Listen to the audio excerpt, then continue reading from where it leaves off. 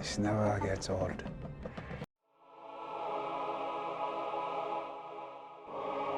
What's up guys? Welcome back to Spare Change. Here on the channel, we do a lot of home theater equipment reviews and of course 4K Blu-ray reviews for home theater and movie enthusiasts.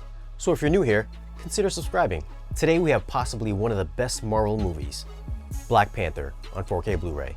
I won't get into any plot details, so Black Panther or Infinity War? I'm just going to give you my thoughts on the video and audio quality. Now for some tech specs. The movie was shot in 3.4K. It's got a 4K DI. Runtime is 134 minutes. It's rated PG-13. Aspect ratio is 239:1. So if you're watching on a television, you'll get those black letterbox bars. So how is the image quality? Well, right in the start of Chapter 2, I did notice right away that black levels were weak and muddy looking. Something I wasn't expecting, but being a Disney release, it didn't surprise me. I noticed the same muddy black levels inside the Korean bar in Chapter 7 as well. Kinda gave me flashbacks of the Last Jedi release. Now the entire movie doesn't have weak blacks, as there are some standout scenes. Chapter 8 looked excellent with deep black levels and very good low-level shadow detail. The neon lights throughout the city streets were bright and popped right off the screen thanks to HDR. HDR usage also seemed like a mixed bag, with some scenes looking a bit dull and other times coming through with reference visuals. Colors could be rich and vibrant, and spectral highlights from sunlight and reflections would shine exceptionally bright. Resolution and sharpness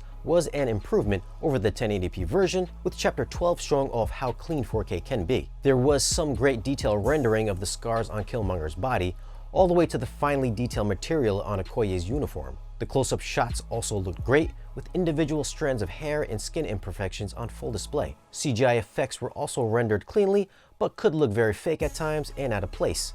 I don't know, like maybe the rhino?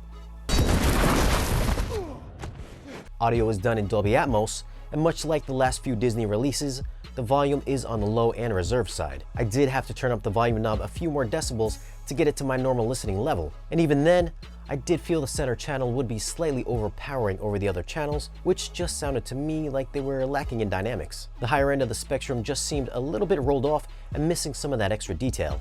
Bass response also felt strained and didn't truly give any of my subs much to do unless I raised all their levels. Atmos effects were almost non-existent as well, but I did notice some effects in Chapter 8 when Claw destroys the car. You can hear glass and debris falling from above, and there is a flyover in Chapter 15 when the plane flies overhead. Soundstage was spacious and dialogue was always clear, so for audio, I'm gonna go with a 7. Atmos effects I thought were weak, and overall dynamics I felt were lacking as well.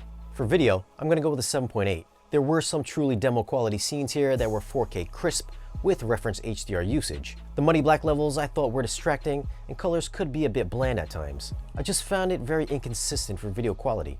I did watch it in HDR10, so if you're watching it in Dolby Vision, your experience may be different than mine, so let me know in the comments down below.